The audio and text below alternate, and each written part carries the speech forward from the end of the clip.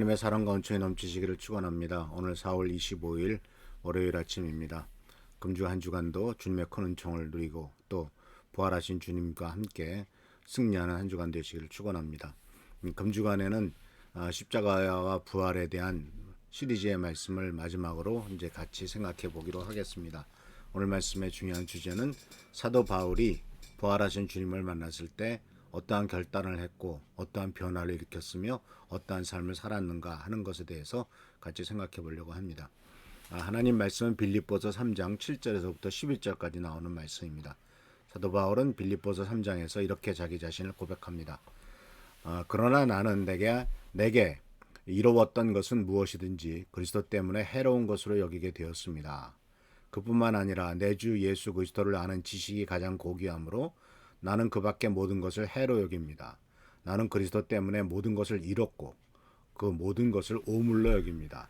나는 그리스도를 얻고 그리스도 안에 있는 사람으로 인정받으려고 합니다.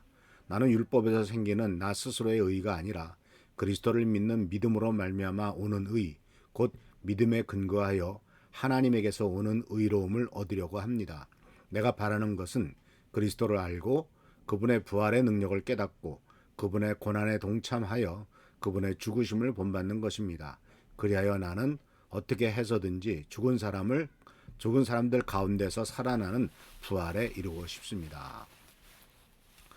신앙생활을 하면서 이제 성장해 나가는 모습들이 신앙이라고 하는 것이 어렸을 때부터 차근차근 성장해 나가서 점점점 성숙해 가는 것이냐, 아니면은 어떠한 극적인 계기가 있어서 그 계기에 따라서 완전히 변화된 사람으로 바뀌느냐 하는 것에 대한 두 가지의 중요한 이론이 있죠.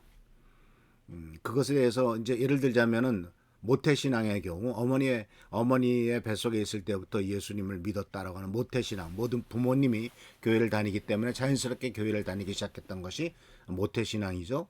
이 모태신앙에 속한 사람들의 신앙의 발전은 어떤 것인가, 또는 나이가 30이 돼서 40이 돼서 어떤 갑작스러운 계기가 있어서 그때를 시점으로 해서 예수를 믿고 하나님의 자녀가 되는 변화, 이런 것이 이제 두 가지의 경우가 있을 수가 있겠죠. 그래서 유명한 기독교 교육의 학자였던 제임스 파울러라고 하는 사람은 신앙의 단계들이라는 책을 써가지고 어렸을 때부터 어떻게 신앙이 점점점 발전해 나가는가 하는 것을 쓴 사람이 제임스 파울러라는 사람이고요.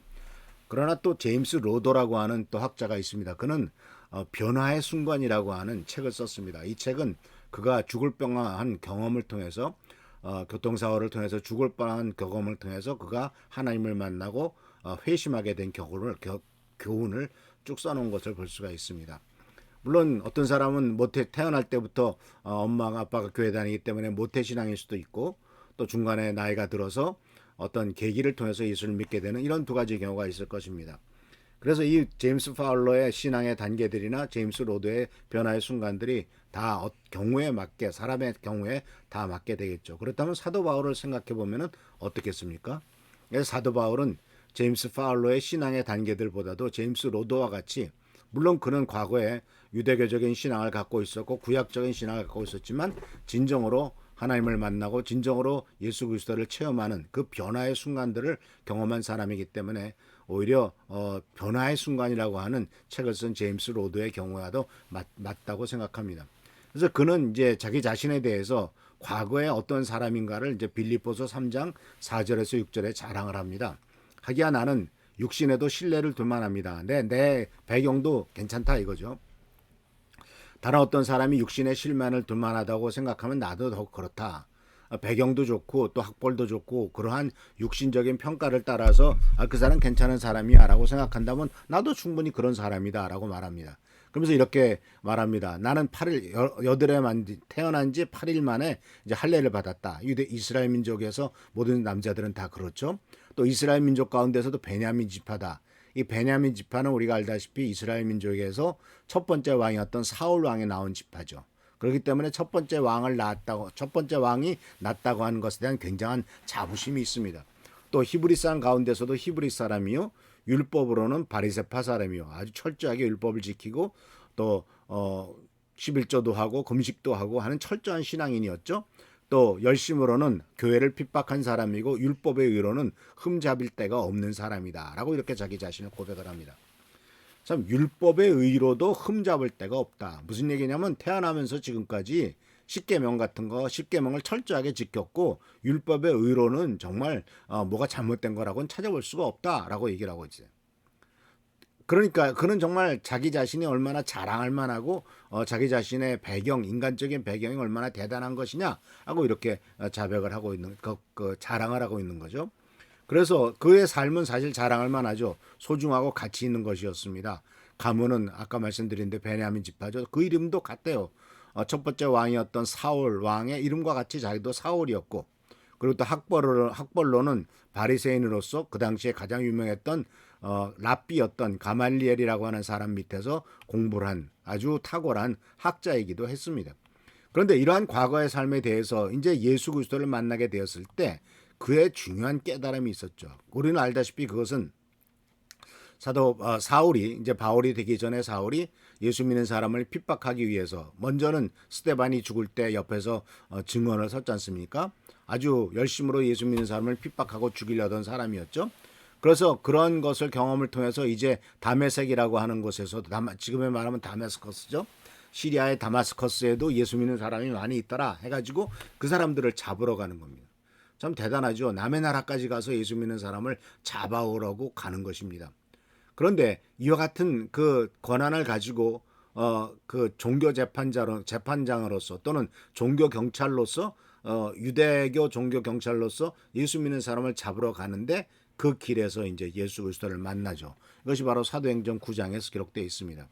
그런데 이렇게 예수 그리스도를 만나고 난 다음에 그가 깨달았던 것이 바로 뭐냐면 그동안의 삶의 가치관이 아무런 쓸모가 없는 것이었구나라는 것을 깨닫는 겁니다. 길을 가다가 빛을 만나고 빛을 보고 쓰러져서 예수님의 말씀을 듣고 사울아 사울아 어찌하여 내가 나를 핍박하느냐, 당신이 누구십니까? 내가 핍박하는 예수다 라고 말을 듣고 그 다음엔 3일 동안 금식하고 눈에는 눈꺼풀 같은 비늘이 씌워져서 장님이 됐고 내가 지금까지 살아왔던 인생이 무엇인가 라고 하는 아주 무가치한 자기 삶에 대한 것을 완전히 부인할 수밖에 없는, 지금까지 살아왔던 모든 삶이 가치가 없구나 하는 것을 깨닫고 부인할 수밖에 없는 상황에 빠진 것, 이것이 바로 사도 바울이 경험한 것이었다라는 사실입니다. 그래서 이 사도 바울은 마치 마태복음 13장에 나오는 말씀처럼 하늘나라는 좋은 진주를 구하는 상인과 같다. 그가 값진 진주 하나를 발견하면 가서 가진 것을 다 팔아서 그것을 산다. 지금까지 내가 갖고 있어도 모든 것들 다 쓸모없어. 그 진주 하나가 이 모든 것들보다도 더 귀중한 거야.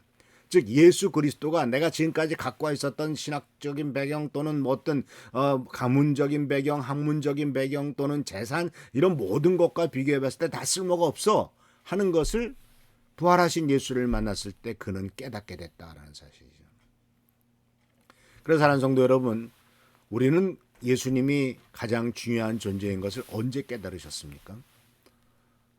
내가 가지고 있는 모든 것들이 다 아무 의미가 없고 쓸모가 없다는 것을 언제 깨달으셨냐라고 성경은 우리들에게 묻고 있는 것이죠. 물론 우리들이 살아가는 동안에 여러 가지로 많은 것이 필요하죠. 또 귀중합니다. 그러나 주님께서는 우리들에게 사울이 바울로 변했을 때 그는 부활하신 예수를 만났고 이 부활하신 예수를 만난 그 자체가 그의 인생에 완벽한 변화를 가져오고 변혁을 가져오는 기회가 되었다라는 사실을 우리는 말씀을 통해서 배우고, 이 사도 바울의 그 회심의 경험은 바로 지금도 우리들에게 부활하신 예수 그리스도의 능력과 은총을 우리들에게 보여주고 있다라는 사실입니다. 그래서 사랑하는 성도 여러분, 우리들도 예수 그리스도 부활하신 주님을 만나서 부활의 능력을 힘입어서 완전히 변화되고 과거의 모든 우리가 중요하게 여겼던 것 다 정말 쓸모없는 것 다 진토같이 버리고 지푸라같이 여기는 우리 모든 성도님들 되시기를 축원합니다. 기도하겠습니다. 오늘도 주께서 우리들과 함께 하시고 은혜를 감사드립니다.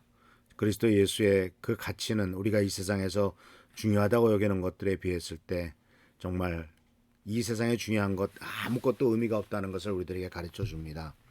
사울은 예수 그리스도를 만났을 때 자기가 자랑스럽게 여겼던 것이 정말 쓸모없는, 갖다 버려야 될 것이라는 것을 깨닫습니다. 그래요. 그는 완전히 변화된 것을 스스로 고백하는 것을 보게 됩니다.